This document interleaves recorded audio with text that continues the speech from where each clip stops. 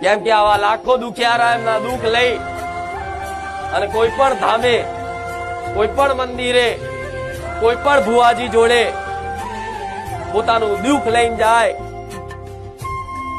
અને કોઈ પણ વ્યક્તિ કે ભુવાજી હોય એ આવા દુખિયારાને એમના દુઃખની કદર ના કરે, એમનું મૌન ના જાળવે અને બસ એક સ્વાર્થની બુદ્ધિથી પોતાની વ્યક્તિગત સ્વાર્થની પૂર્તિ કરવા માટે આવા દુખિયારાની આવનારા ભાવિક ભક્તોને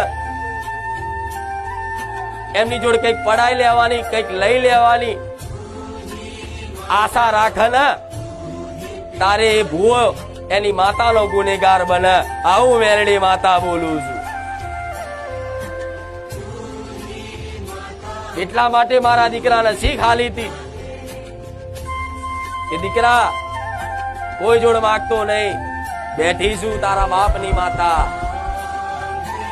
બેઠીશું રોમ મારી મેલડી, બેઠીશું ઉગતા પોરની મેલડી, અરે બેઠીશું ખુખાર મેલડી.